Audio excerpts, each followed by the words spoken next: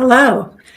Uh, Back in our December issue of Resort Trades, there's an article by Mike Kennedy from Koala, and it's called Timeshare Developers Weigh Value of Offering Owner Rentals. Very good article, and Mike wrote, and he has written also another one coming up in January, the topic of which is what we'll be discussing today, the value of a strong secondary market. So by way of introduction, Mike, welcome. Thank you so much for having me, Sharon. It's great to be here. Thank you. Well, I am Sharon Scott Wilson. During the course of the presentation, please feel free to comment, chat, put in where you're from, and let's get involved in what Mike has to say. And Mike, go ahead and I will start your presentation. You know, Sharon and I discussed that this was a controversial topic, so I think that open dialogue is great, and I'm happy to answer any questions along the way. Yeah. So, yes, as you discussed, today we're going to talk about the importance of the strong secondary market in the timeshare space. I want to talk a little bit about myself first, and kind of, how I kind of came to be, not just here, but with Koala as a co-founder and CEO. So before co-founding Koala, I worked as a sales rep with Hilton Grand Vacations for almost 10 years. I know the customer really, really well. For half that time I was on the in-house team, so I only dealt with people that already owned the product. And through this process, I, repeatedly kind of had conversations with owners about, if they were done using it or slowing travel down, or various different circumstances, or our lifestyles were just changing. They didn't really know where to turn. They didn't know how to divest if that's what they're looking to do. They didn't know how to defray any of their costs if that's something they were looking to do. So, and as a result of that, a lot of these owners, people that I had done business with, people that I'd known for a long time, they fell victim to a lot of these kind of rental and resale scams that are out there, which we'll talk a little bit about in a bit. So my experience with these owners over the course of years is why I created Koala. And we're confident that creating better tools for these owners to navigate this relatively nebulous space is going to move the industry forward in the right direction, and that's for all. So moving forward, again, the thesis is that a stronger secondary market will benefit all the players in the space, not just owners, but also the developers and their sales teams. And the way we define a strong secondary market is that when the buyer or owner has the confidence that if they need to divest or offset costs, they have a simple, secure, and trusted way to do that.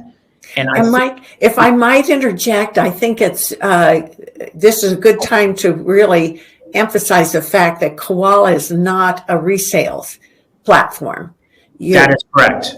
Yeah. That is correct. Thank you for sharing. If you could explain how Koala is paid, I think that will. Yeah, absolutely. So Koala is a timeshare rental platform. We're suited well for the average timeshare owner to really understand how to monetize timeshare weeks or points that they're not using.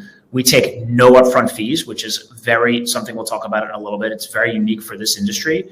We get paid off of a successful transaction. So we make a small commission off of each transaction. We take nothing upfront, and we do a lot of work to verify both the host, the timeshare owner, and the week or listing itself to ensure that it's accurate and that the right people are checking into the right resorts.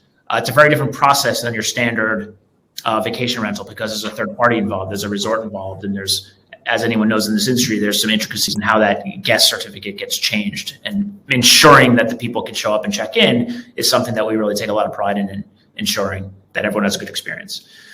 But again, to kind of drill down on that, we don't take upfront costs. I think the secondary market is certainly a pervasive tactic in the secondary market, all across the board, the reputable companies all the way down to the not so reputable companies. And I think that was something that when we started Koala, that was something we were very firm on. If we did our job correctly, and if we created a marketplace successfully, then, the ability to, make money would be there. It was really more about providing a solution for these owners first, and a solution that actually worked. Make sense? Okay, so just like a high-level overview, we're going to talk about the current landscape, kind of break it down. We're going to talk about how some of the players in that current landscape have affected the perception. And we're going to talk about the future, which is, as we all know, there's Web 3.0. People might be hearing there's some crazy technology stuff that's going on, and how can timeshare benefit from some of that? So first, I want to say for the record, this is a little shout out to my friends at ARDA. I love my timeshare. I actually own a timeshare and I love it. So I'm coming at this from a very personal perspective in that I sold the product and I own the product. So I understand the intricacies very, very innately. And I've used it a lot. I've had some great experiences with it. I just went to Cabo in June, stayed at the new Hilton Club there. It's wonderful. But we speak to owners every day, and contrary to a lot of what people believe, a lot of other owners also love their timeshares. This is not about denigrating the industry or talking badly about, well, if they need tools or they want out, then there must be something wrong with that. The reality is even happy owners face lifestyle changes. And what we do here is that there are owners that own too many points for various reasons.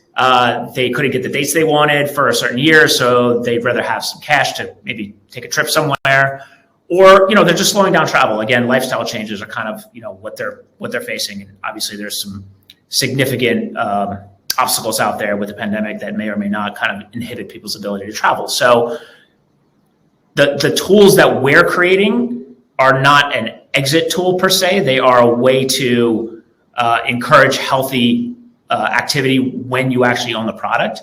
And these tools can keep happy owners happy. And that's something we really kind of want to make a note of. Does that make sense? I think that's a very important part of what you do is the education part. Much so. I might have mentioned to you just today, Resort Trades got an email asking advice on who do I contact at XYZ Resort, to go nameless here. And we referred them to you all. That's great. You'll be able to we'll take care of them. Okay. And you're right. Like there's, because we're not, transactional focused, we're really more interested in in creating a community for these owners first and foremost. And if you do that successfully, ideally transaction will occur. People will get rentals, people will get bookings. That's all great. But you have to educate both the owner first, and in some capacity, the vacationer. Like they don't necessarily understand what they're renting or what the product is. There are perception issues, all of those things that you have to really kind of make sure you're addressing. So there's a lot of education that goes into what it is that we're doing in order for us to create a very scalable market for these owners and community for these owners. Let's look at the current the breakdown of the current landscape. I think this is good because I think to some degree, the secondary market is kind of all lumped together. There's like this idea that, you buy the timeshare from the timeshare companies who want to get you in, and the exit companies are just trying to get you out. And there's really nothing in between, but that's really where most of the activity is. Most timeshare owners are in the middle of their ownership journey, and they just want to take great vacations or potentially get some help if they're not looking to do it. So like, that's what we're looking to address. Let's break down the current landscape and talk about the different players in the space. So there are platforms, marketplaces. There are aggregators, which are like the AKA mega renters. And I'll break these all down on the next few slides, but just to give a high level overview. There are Facebook groups. This is an interesting paradigm that I think a lot of people are overlooking. There are rental and resale scams, which I think we've all probably heard some horrible stories about those. And then, of course, the elephant in the room are exit companies. And we'll spend some time on that in a little bit. But first, I want to get to platforms. Online platforms that are available today specifically cater to the timeshare rental and resale market. Because they're in the format of more classified ads and they don't necessarily offer that level of education and they don't necessarily secure transactions, they don't help owners all the way through the process. They tend to cater to more savvy owners that are familiar with how to rent or how to kind of like leverage the timeshares, or of course, mega renters. Again, formatting as classifieds ads means that they have to handle the transactions themselves. They have to handle rental contracts themselves. All of those things, there's potential liability or risk that they're taking for a stranger staying in their timeshare. They handle typically resale and rental. They generally all require upfront fees, which is, again, unique to this industry. When you look at the vacation rental sector, it's all transactional. That speaks volumes to the confidence that they have that they may not get an actual buyer or renter on the other end. They want their money up front. And, they don't typically appeal to the average traveler that does not understand timeshare. Does that make sense?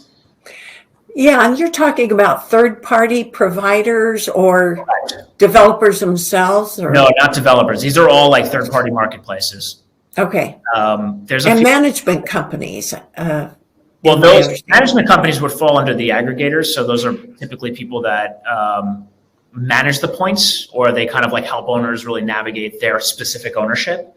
But those individuals also use platforms. So platforms being like, an Airbnb or a Vrbo or some of the other ones that are in this specific space. Obviously, Airbnb or Vrbo are very good at catering to the average traveler. I think a lot in the timeshare space is a little bit more geared to more of an insular audience, which is essentially timeshare owners that want to rent more vacations from other timeshare owners or people that are very familiar with the space. How do you embrace the other 99% of those, the $2.9 trillion of spend from these vacationers out there? How do you get them to understand what the timeshare product is if they don't know? And by the way, a lot of them don't. And I say that through the qualitative research and quantitative research that we've done over the years. And how do you get them to understand that this is a great way to take a vacation? Make sense? So aggregators, this is what you're talking about. This is the next section. Aggregators are the brokers or the mega renters. And, look, they're, I think for good reason, they kind of get a bad rap. The problem with them is that they're really the middle person between the owner and the transaction. And they exist in the space because a lot of owners don't know what to do. So these individuals do know what to do.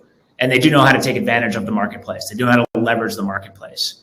And as a result, they can gain a lot of revenue, and the owners in many cases do not. Or they're just buying up inventory because owners went out for next to nothing. Next, we have Facebook groups. This is an interesting one because I think it's overlooked as an active marketplace, but it is.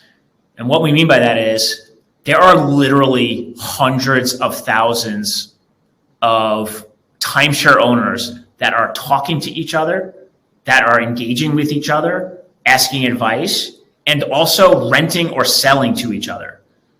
So if you put that in perspective, hundreds of thousands is an understatement. There are, I just threw a few up here. One of these are one of the ones that I run for Hilton Grand Vacations owners, just to help them navigate. There's no marketplace there. It's just to help them. But there's tons that just actually are driven to connect two owners or an owner and a vacationer. There's a transaction or exchange of funds, and hopefully everything works out all right.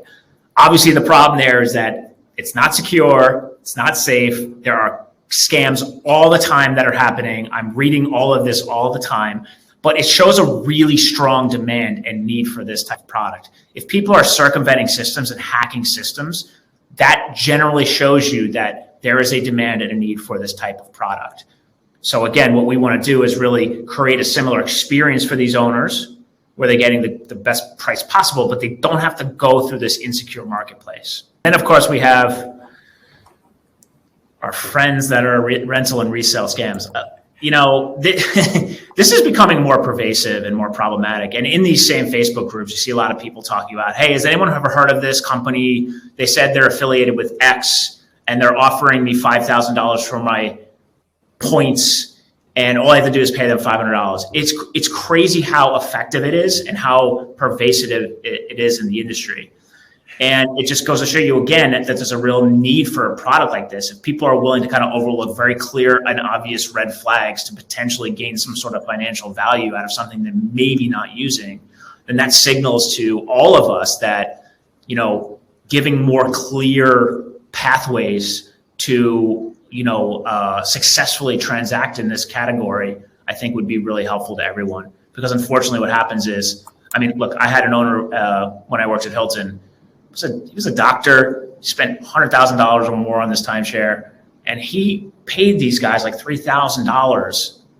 So it can happen to anyone. They're extremely skilled at doing this sort of thing. So it's just something to note out there. I know everyone knows that this is kind of an issue, but I think the complexity involved with it and how good these people are is something to note. And then, of course, exit companies. So, yeah, I did this last because there's probably going to be, hopefully there's going to be some. This should be like a topic unto itself. Yeah, it could be, and it actually should be. And I think, well, first of all, just so everyone knows, for some context, exit companies claim to help remove people from their timeshare contracts. Some are legal entities, some are just a scam. It's hard to tell the difference between the two. And I don't want to say that all exit companies are scams. The problem is I don't know. A lot of people don't know, right? But what they've done is created a very effective narrative that timeshares are bad and people need to get out, and we're here to help you relieve that pain. And what it's unfortunately done is create a lot of polarization in the marketplace. If you ask any average person on the street, like, what have you heard of timeshare? 9 out of 10 are going to go, I heard this commercial about this guy yelling at me, telling me to get out of my timeshare. That's all I know about it. So when they're dominating the media waves, and that's what people are absorbing, that perception creates a lot of problems for everyone. It creates problems for an owner that may be done using their timeshare that after 20 years loved it, but now they can't sell it as easily because the secondary market is, let's say, complex from people that have heard these sorts of things. That's been one of the largest problems in the secondary market, because again, it casts a bit of a shadow across all of the different players, even the ones that really help some of these owners and bring value to some of these owners. For us, like one of our missions is to really reclaim the narrative in the secondary market, that there's not this bifurcation of you need to get in or you need to get out. There's this whole world in the middle of happy owners. They've loved what they've bought. They've had great experiences, but things change, and we can help.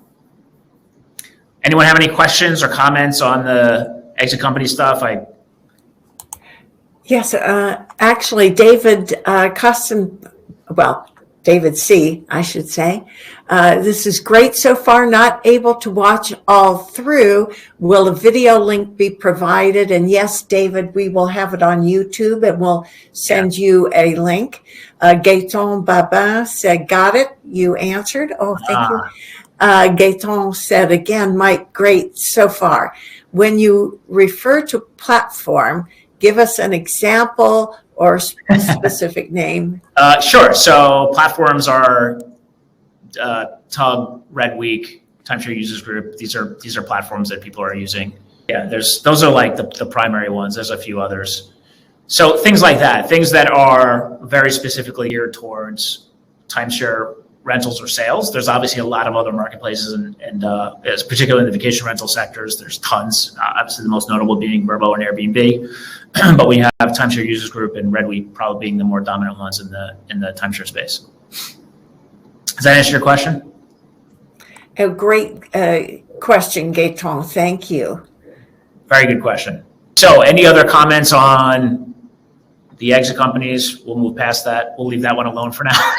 Well, and I would really, I'm just thinking out loud here, I'd love to have a panel with you included to discuss what people can do, not only developers and management companies and legitimate rental companies, et cetera, but also individual owners. Is there, and I love what, of course, Love My Timeshare Artist campaign is a great way to spread the word, I think, but we need to amplify that or do whatever we can to support it, I think.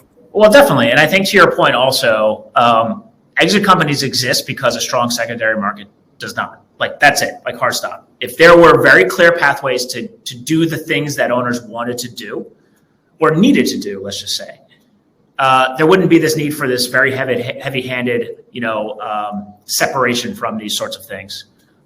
So that's like kind of first and foremost, right? So if this is somehow a blight on the community of timeshare owners or the industry, then again, accenting this and really elevating the secondary market is certainly a way in which it will create less space for companies like that to exist. And again, I'm not here to say that all of those companies have bad intentions, but what it does is it creates fertile ground for bad actors to exist. So what owners can, the funny thing is owners are doing it. That's the Facebook group. Like owners are engaging with each other in the Facebook groups and at scale. When I say at scale, again, hundreds of thousands is an understatement. There are probably millions of these timeshare owners out there engaging in conversation and actual financial transactions with each other off a platform. Platforms are designed to bring two parties together safely and securely. And without that sort of scenario, you have a lot of scenarios happening. Again, think about Craigslist and all of the things that could have happened as a result of that. The difference with timeshare rentals or ownerships is that, you don't take the vacation for months after. You're sending someone PayPal or a check for thousands of dollars and you don't check in until months later. Like, how do you know that that's going to be legitimate? And don't get me wrong, the majority of these owners all have the best intentions, but I'm reading this consistently where the scams are kind of elevating and they're creating fake profiles. They're coming in and saying, I have this reservation, who wants it? Great price. Someone sends the money, they disappear. So the owners are kind of hacking the systems in a way that really demonstrates the demand, but at the same time, it's creating, again, fertile ground for very bad actors. So, quick conclusion, it's hard to tell the difference between, this is from an owner's lens, it's hard to tell the difference between a scam and a reputable company. I know this very clearly. We have struggled with this problem. We are literally charging no money up front, and people are like, are you a scam? I'm like, what are we scamming you out of? We've done work for you and haven't taken anything. But still, I understand that sentiment because it's clearly reverberating out there, that sort of sentiment. And that's something we have to acknowledge and absorb and deal with. Misinformation and confusion is fertile ground for bad actors. That's something that I strongly believe.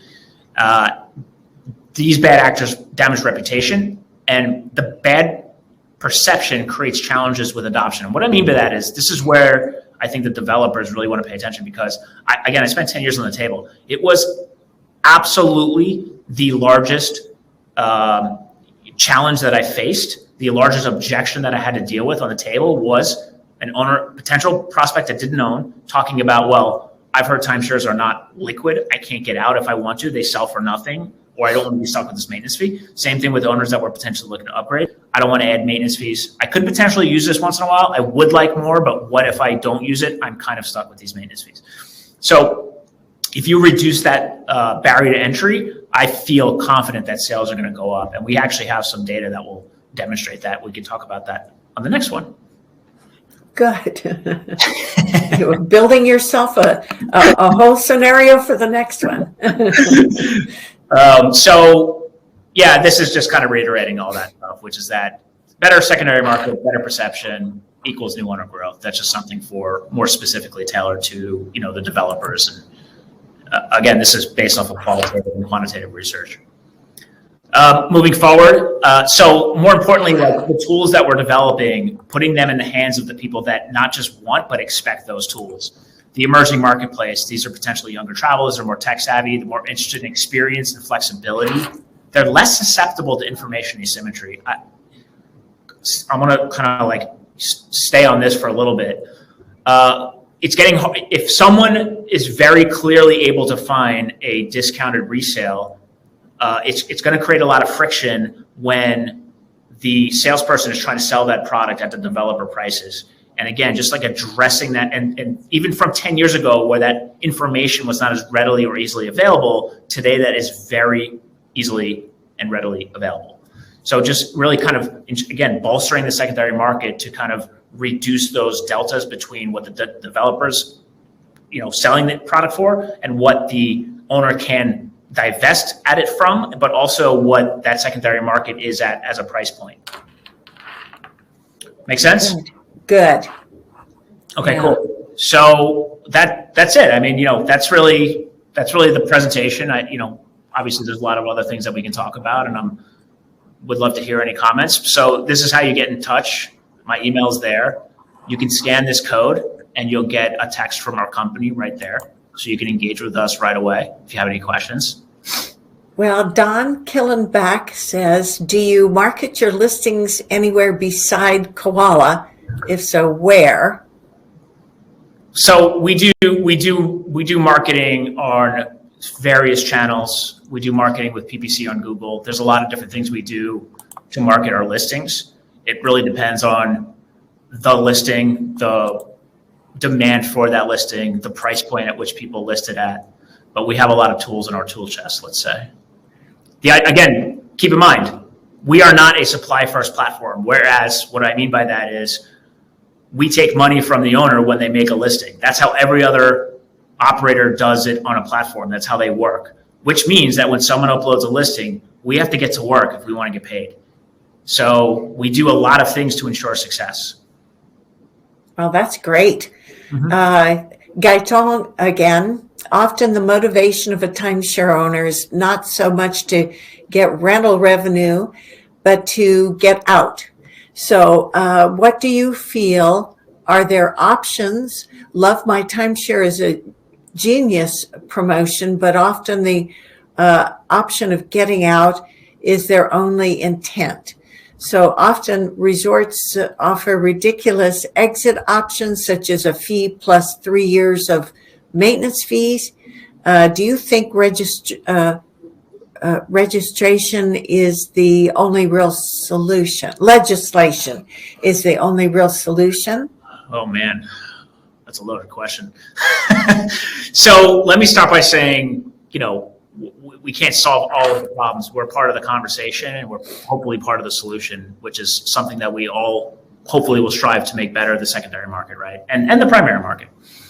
I do know that rentals can diffuse a lot of distress when owners are looking to sell, because keep in mind, when they make that decision or choice, or their lifestyle changes and they're no longer using it, that's when that pain will start, right? You have a happy owner for 10, 20 years, they're not using it anymore and they're still writing checks for maintenance fees. That's when that pain starts. So if we can diffuse that between the time that happens to when they sell, that's still a really big win for us, because in that time, again, we're talking about 2, 3, 4, it takes a while to sell these things sometimes, right? So in the case that there has some time between that, we can rent out that inventory and make sure that they're not feeling any sort of distress from paying those fees for something they're not using. Again, and it also mitigates the idea that they're out there looking for potentially solutions that are actually bad actors in disguise. Yeah, good, great question, Gaetan. Really? Lisa Ann Schreier wants to know who sets the price for the rental. That's a great question. Great question. The owners do. There is a caveat there. I'm going to go gently here. Timeshare owners can sometimes not really understand what the actual market value will be. They want to price it off their costs. They want to price it off of maybe what a salesperson told them they can get for. There's various different reasons that they can come to the platform and say, well, I feel that my timeshare is worth this. So there are points where, of course, we let them price it. It's their call. But there are absolutely times where we optimize that supply for these owners, and we really help them understand how market prices will help move their inventory.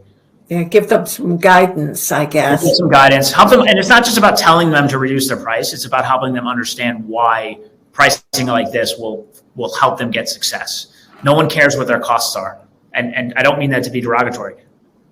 When you're looking for things online and looking for the best deal, you don't care what the manufacturer's costs are in that scenario. You're going to pay the lowest price for that product. And that's how any vacationer is as well. So just kind of like knowing that and tuning into that, we have a great team, and we really know the market and understand the market. And in some cases, we're able to pull comps and say, hey, this is what the going rates are for something like this. This is the pocket you want to be in, maybe a little more or less aggressive, but this is really where you want to go. All right. And Gaetan writes, love what Koala is doing. Very transparent platform. Thanks, Gaetan. I think you've got a fan there. Oh, that's great. and us too. We're fans as well. Right back at So, you. thank you. So we will look forward to continuing this conversation in January. Let's see, we have more. Gaetan says, That's a good, actually, sorry, go ahead. That's a great question, though. Feel free to read it. Okay. Do you require an exclusive when someone lists with you? That's a good question. And the answer is no. Like, we are trying to help them, not like create obstacles for them. And the reality is, there's the caveat is that, of course, if they have it on multiple platforms, if they do rent it, they have to take it off our platform, because we've had scenarios where people have not, and we've gotten a booking and they're like, oh, I just rented that on X yesterday. I'm like, okay, well, you gotta let us know. But outside of that, absolutely put it on multiple sites. Again, our job is to be 10 times better than anything else out there so that they won't want to use any other platform. Our job is not to dictate how they use their time. Wow, that's very generous. So Lisa Ann Schreier says, Gaetan, most developers have done a horrible job of telling people about exit options. The time for these difficult discussions is now. Unfortunately, the exit companies are far better at communicating about scam, albeit scam communications. And I must say, Gaetan is, as you know, head of the Canadian Resort Developers Association. Yep. I hope I got that right, Gaetan. And so he's a key player in making sure that these scam companies or exit companies are put out of business. And he also says, I have tons of HOAs no longer in active sales that could use your service. Absolutely. Tom, reach out to me. 100%. We actually have each other's contact, so we'll go offline and have that discussion. Just to address Lisa Ann Schreier's comment too, I agree that timeshare exit companies are better at marketing than, or let's just say they're more dominant in the mainstream media than the timeshare companies themselves, or even us at this point. And what our mission really is to do is to get really out there and have another point of view through a different lens about how great timeshare resorts are and some of the experiences that these owners have in a great way. I'll share our founder's video, which really talks about how, actually we did a piece with you, Sharon, which talks about how timeshares actually are really cool and just addressing that perception that's in that mainstream marketplace. Yes, some legacy timeshare maybe haven't aged that well and some maybe are harder to get out of than others, but the dominant forces that are building these products today, it's a totally different scenario than what people think and expect of what a timeshare is. We've had that experience over and over again. I'm glad you reminded me about your article on timeshares are cool. I will put links in the description box when we put this on YouTube. Great. So that people can find that. Carla Jean De Beer says, hi, Mike. Do you let owners handle their own weeks on your platform, or do you handle everything for them? So I think you mean like after the point of sale, like who manages the check-ins and things like that? This is a really good question, and we're in the process of, right now we handle everything because we want to guarantee that check-in is successful. We are tinkering with some technologies of how do you actually connect the traveler with the owner to let them kind of work out some of the check-in details. But up until the point of sale, we're doing everything. Where anything that goes on that platform, we are putting our stamp of approval on it, which means that the owner has that reservation, the unit, not just the unit, like 2-bedroom. As we all know, timeshares they can have 10 types of 2 bedrooms in one resort. Ocean view, garden view, this, that, lock off. Like we make sure that it's compartmentalized in the right categories so that when people are checking in, they're like, oh, this is what I paid for. Okay. Don Killingback says, do you list inventory only from owners, or will you accept inventory from developers? Yeah, it's a good question. I think the answer is it depends. Right now, we're definitely focused on building solutions and technology to help the individual timeshare owner, and it's a very fragmented space, so it requires a lot of attention. But it's certainly not off the table. Okay. If that makes sense. Well, perhaps, Don, I would advise you to at least connect with Mike on his email and make sure that you all can have a dialogue offline about this very good question. I can see where it would be useful. Well, yeah. Okay. Well, that brings our session to a close. I would imagine, if no one else has any questions or comments. Mike, I wanted to thank you very much for all of your hard work and preparation, you and Gemma. And Culligan De Beer says, thank you. This was very interesting. Thank you. Thank you for attending. And I would ask that our attendees help support. This is a free effort from Resort Trades to kind of help improve the communication among all of our timeshare peer-to-peer communications. And so go ahead and subscribe to our e-newsletter at resorttrades.com. And if you would look for our channel on YouTube and subscribe, put your comments in there. It helps us if you engage. It helps us to become more recognizable. So, and thank you again, Mike. Thank you, Sharon.